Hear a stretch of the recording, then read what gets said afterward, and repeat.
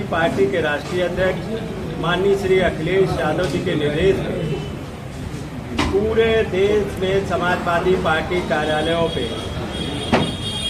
संविधान मान स्तंभ दिवस के रूप में संविधान की प्रति का स्थापना पूरे प्रदेश और देश के कार्यालयों में किया गया, जिसकी शुरुआत माननीय अखिलेश यादव जी ने स्वयं उत्तर प्रदेश में लखनऊ में प्रदेश कार्यालय में स्थापित करके शुरुआत की थी। और उसी के तहत माननीय अखिलेश यादव जी के निर्देश पे मैं यहाँ आया हूँ और यहाँ जिला समाजवादी पार्टी के नेताओं कार्यकर्ताओं द्वारा जिला संगठन द्वारा आयोजित कार्यक्रम में एक विशाल संगोष्ठी का आयोजन हुआ, जिस संगोष्ठी में हजारों लोग उपस्थित थे और भारी संख्या में लोग उपस्थित थे और उस जगह पे उपस्थित थे जहाँ से मुख्यमंत्री जाते हैं। लोगों में भारी आक्रोश है, क्योंकि बाबा साहब का संविधान भी खतरे में है और आरक्षण भी खतरे में है, इंसानियत भी खतरे में है और बेरोजगारों की नौकरी खतरे में है, किसानों की मजदूरी खतरे में है, फसल के मूल्य नहीं मिल रहे हैं और विकास भी खतरे में है। आज सब तरह से बीजेपी की हुकूमत जब से आई है तब से लगातार संविधान खत्म किया जा रहा है, आरक्षण खत्म किया जा रहा है और लोगों को सताया जा रहा है, लोगों को गरीब बनाया जा रहा है। चाहे व्यापारी हो, चाहे किसान हो, चाहे पढ़ा लिखा शिक्षित नौजवान हो, सबको बेरोजगारी की भट्टी में झोंका जा रहा है। और ये षड्यंत्र के तहत आरएसएस ने ऐसी प्लानिंग की है कि जब यहाँ पे नौकरियों में आरक्षण खत्म हो जाएगा तो गांव गरीब किसान का बेटा नौकरी नहीं पाएगा, तो इसकी तरक्की और खुशहाली नहीं होगी। और जो सरकारी संस्थानों में नौकरियां मिल जाती थी उनको प्राइवेट सेक्टर में किया जा रहा है। और जो सिविल यूपीएससी जैसी भर्तियां जहां से आईएएस लोग बनते थे, पढ़ाई लिखाई तैयारी करके गांव गरीब किसान का बेटा आईएएस बनता था, उनके भी दरवाजे बंद करने के लिए लेटरल भर्ती चालू कर दी गई। इन सभी मुद्दों पे माननीय अखिलेश यादव जी ने निर्णय लिया है कि पूरे सभी जगह पे सभी जिलों में एक संगोष्ठी होगी। वो संगोष्ठी आज गोरखपुर में भी विशाल संगोष्ठी हुई, जिसमें भारी संख्या में लोग आए थे और सभी लोगों ने संकल्प लिया है इन संविधान खत्म करने वाले पिछड़े दलितों आदिवासी अल्पसंख्यकों के हक अधिकार छीनने वाले, गरीबों का हक अधिकार छीनने वाले, पढ़े लिखे शिक्षित नौजवानों का हक अधिकार नौकरी छीनने वाले लोगों की गद्दी छीनने का संकल्प लिया गया है आज। और जिस तरीके से 69,000 भर्ती शिक्षक आरक्षण घोटाला तो आपके सामने है, अब तो न्यायालय ने भी कह दिया है कि आरक्षण घोटाला हुआ। ये आरक्षण घोटालेबाजों की सरकार है, संविधान खत्म करने वालों की सरकार है। आप बताइए, उसके बाद में भी आज तक न्यायालय का निर्णय आ गया और आज तक कोई सुनवाई नहीं हो रही है। इसलिए चाहे वो पेपर लीक हुआ हो, नौजवानों का पेपर लीक किया गया, अग्निवीर चालू किया गया, निजीकरण चालू है, सरकारी संस्थानों को बेचा जा रहा है और आउटसोर्सिंग से नौकरी चालू की जा रही, जिसमें आरक्षण नहीं है। माननीय अखिलेश यादव जी ने तो ऐलान कर दिया था कि 2 अक्टूबर को अगर ये लेटरल भर्ती जो प्रक्रिया है इसको रोका नहीं गया और इसमें आरक्षण लागू नहीं किया गया तो 2 अक्टूबर को विशाल धरना प्रदर्शन और आंदोलन करने का काम समाजवादी पार्टी करी। तब इन्होंने उसको वापस लिया, लेकिन ये इनका षड्यंत्र उजागर होता है कि ये किस तरीके से संविधान खत्म कर रहे हैं, आरक्षण खत्म कर रहे हैं। और उस गोरखपुर में मैं आया हूँ, जिस गोरखपुर में दुर्व्यवस्था है, जहाँ से मुख्यमंत्री आते हैं, जहाँ लाइट तक की सुनिश्चित व्यवस्था नहीं, जो मुख्यमंत्री अपनी सड़क नहीं बना सकते, वो प्रदेश और देश का विकास क्या करेंगे। गोरखपुर लिंक एक्सप्रेस वे बनना था, आज कितने महीने हो गए।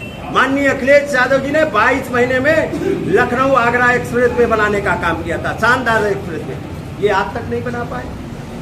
जो माननीय अखिलेश यादव जी ने एम्स के लिए जमीन दे दी थी, जो एम्स बना, आज तक गोरखपुर से लोग लखनऊ और दिल्ली इलाज कराने जा रहे हैं। एम्स की स्थापना इसलिए नहीं हुई थी कि यहाँ से लोग, गोरखपुर के लोग दिल्ली और लखनऊ में भटकेंगे दरवाजे दरवाजे। ये मुख्यमंत्री और प्रधानमंत्री की दुर्व्यवस्था है, जिसकी वजह से एम्स जैसा संस्थान, जिसको माननीय अखिलेश यादव जी ने कीमती जमीन देने का काम किया था, वो भी संस्थान बर्बाद करने का काम किया। माननीय अखिलेश यादव जी ने यूनिवर्सिटी बनाने का काम किया, यहाँ पे इंसेफ्लाइटिस का अस्पताल बनाने का काम किया। इन्होंने तो कुछ नहीं किया, इन्होंने तो झूठे वादे किए, इन्होंने तो निषादों को भी जुमला देने का काम किया। जब ये विपक्ष में थे, जब मुख्यमंत्री नहीं थे, तो निषादों के आरक्षण की बात करते थे। आज निषादों का भी कश्यप, निषाद, बिंद, धीमर, मल्ला, कहार, गुड़िया, माझी, मझवार, रैकबाद, तुराहा, भर, राजभर, कुम्हार, प्रजापति, इन जातियों को माननीय अखिलेश यादव जी ने आरक्षण देने का काम किया था। वो आरक्षण भी खत्म करने का काम योगी आदित्यनाथ जी की सरकार ने न्यायालय में किया जाके, और ये पुतले बना के खड़े कर दिए गए। बैकवर्ड और दलितों के जो मंत्री बनाए गए वो पुतला है, ये मंत्री नहीं है। चाहे वो डॉक्टर संजय निषाद हो, चाहे ओम प्रकाश राजभर हो, चाहे अनुप्रिया पटेल हो, ये लोग कुछ नहीं है, ये लोग पुतले हैं। जैसे खेत में धोखा खड़ा कर दिया जाता बना के आदमी का पुतला कि ये इंसान खड़ा है जिससे जानवर न घुसे, उसी तरीके से पिछड़ों के धोखा बना के पुतला बना के खड़े किए गए। ये डॉक्टर संजय निषाद जी जो पहले आरक्षण की बात करते थे, आप कह रहे हैं कि ये लाचार है, लाचार है। बताइए, ये हमारी माननीय अखिलेश यादव जी की सरकार ने, नेताजी ने फूलन देवी को भी जेल से रिहा करा के भारत की पार्लियामेंट में अन्याय अत्याचार के खिलाफ लड़ने वाली वीरांगना फूलन देवी को भारत की पार्लियामेंट में भेजने का काम किया था। और किसकी हुकूमत में हत्या हुई? एक वर्तमान सांसद और पार्लियामेंट से निकल के आई। ये अपनी कानून व्यवस्था की दुहाई देते।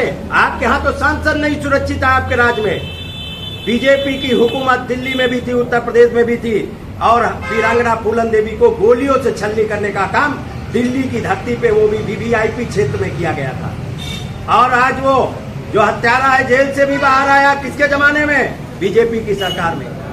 क्या कर रहे हैं डॉक्टर संजय निषाद? ये कहते हैं बहन बेटियों की इज्जत के लिए ये जो रोना रो रहे थे, आप उनके साथ में खड़े हुए हो। जो बीजेपी, जो हमारी बहन फूलन देवी की मूर्ति तक नहीं लगने दे रही, आरक्षण नहीं लागू करने दे रही, उनके साथ में खड़े। और बीजेपी सरकार, महंगाई चरम सीमा पे है, बेरोजगारी चरम सीमा पे है, नौकरियां मिल नहीं रही, शिक्षा महंगी कर दी, दवाइयां मिल नहीं रही, एम्बुलेंस तक ठीक से चला नहीं पा रहे, अस्पताल ठीक से चला नहीं पा रहे। आज जिस तरीके से और देश की जनता पे, गाढ़ी कमाई पे बीजेपी डकैती डालने का काम कर रही है, महंगाई बढ़ा के, टैक्स लगा के, जीएसटी लगा के। ये तो कहते थे वन नेशन वन टैक्स, अब तो इतना टैक्स लगा दिया कि इन्होंने तो खाने पीने की चीजें तक नहीं छोड़ी। भारत में इतना टैक्स वसूलने वाली पहली सरकार है जो गरीबों के खून को चूसने का काम कर रही है। आज लोग 2 वक्त की रोटी नहीं जुटा पा रहे, लोग पढ़ा नहीं सकते बच्चों को, महंगी शिक्षा कर दी, और ये बिना परिवार वाले लोग परिवार का दुख दर्द नहीं समझ सकते हैं। इसलिए हम लोगों ने संकल्प लिया, हमारी पार्टी ने संकल्प लिया है, इन अत्याचारी दुराचारी सरकार को हटा के यहाँ पे समाजवादी सरकार स्थापित करने का काम उत्तर प्रदेश में भी होगा, दिल्ली में भी होगा। और मैं माननीय अखिलेश यादव जी का आभार धन्यवाद व्यक्त करता हूँ कि उन्होंने अम्बेडकरवादी, संविधानवादी, लोहियावादी, मान्यवर कांशीरामवादी सबके मिशन को लेकर चट्टान की तरह पीडीए के रूप में निकाल के लाए हैं। उसी पीडीए ने एनडीए को इसी उत्तर प्रदेश में पूर्ण बहुमत में जाने से रोकने का काम उत्तर प्रदेश में माननीय अखिलेश यादव जी के पीडीए ने किया है, और कुछ सीटें इन्होंने बेईमानी से जीती हैं। माननीय अखिलेश यादव जी के नेतृत्व में देश की 3रे नंबर की पार्टी पीडीए के नेतृत्व में बनी है, और यही पीडीए एनडीए को हटाने का काम करेगा। और ये जो संविधान विरोधी लोग हैं, जो आरक्षण विरोधी लोग हैं, इनको सत्ता से बेदखल करने का काम करेगा। आज बीपी मंडल का भी जन्मदिन है, और बीपी मंडल की भी जयंती हमारे पूरे, क्योंकि मंडल कमीशन की सिफारिशें जब नेताजी ने लागू की थी, यही बीजेपी के लोग विरोध करने का काम कर रहे थे आरक्षण का, और यही लोग आरक्षण विरोधी हैं। इनका चेहरा बेनकाब हो गया है। हम लोग गांव-गांव जाके, बूथ-बूथ जाके बताने का काम करेंगे कि ये संविधान विरोधी है, आरक्षण विरोधी है, गरीब विरोधी है, इंसानियत विरोधी है, मानवता विरोधी है। इन लोगों को हटाने का काम करेंगे और सत्ता पे समाजवादी प्रधानमंत्री और समाजवादी मुख्यमंत्री बनाने का काम करेंगे, और आम हक लोगों का अधिकार दिलाने का काम करेंगे। विगत दिनों बीजेपी के एक विधायक ने कितनी सीटें जीतेगी समाजवादी पार्टी? समाजवादी पार्टी 10 की 10 सीटें उपचुनाव में जीतने का काम करेगी। माननीय अखिलेश यादव जी के पीडीए जिताने का काम करेगी। कांग्रेस को कितनी सीटें मिलेंगी? वो माननीय राष्ट्रीय नेतृत्व तय करेगा, माननीय अखिलेश यादव जी तय करेंगे। वो हमारा आपस का मामला है, वो तय हो जाएगा। लेकिन जनता और पीडीए ने तय किया है कि उत्तर प्रदेश में एक भी सीट एनडीए और बीजेपी को जीतने नहीं है। कल इंडिया गठबंधन जो है जैसे सीट चाहिए, क्या कांग्रेस समाजवादी पार्टी जब से स्थापित हुई है, समाजवादी पार्टी केवल सत्ता के लिए नहीं बनी है। समाजवादी पार्टी केवल सरकार बनाने के लिए नहीं बनी है। समाजवादी पार्टी आम गांव, गरीब, किसान, मजदूर, पिछड़े, दलित, शोषित, वंचितों की आवाज है। इसको कभी कोई खतरा नहीं है। और जब से पार्टी बनी है एक वोट घटा नहीं है। जब से माननीय मुलायम सिंह यादव ने समाजवादी पार्टी बनाई है, हर चुनाव में वोट बढ़ा है, चाहे सीटें कम ज्यादा आई। कल एक घटना हुई है कि बीजेपी के विधायक ने मायावती जी के खिलाफ अपशब्द कहा है, क्या कहना चाहेंगे? तो ये बीजेपी का तो चाल चलन चरित्र उजागर होता है। इन्होंने बीजेपी के प्रवक्ता ने जिस तरीके से बहन जी के लिए कहा, हमारे नेता माननीय अखिलेश यादव जी ने उनकी लड़ाई को अपनी लड़ाई समझ के लड़ने का काम किया।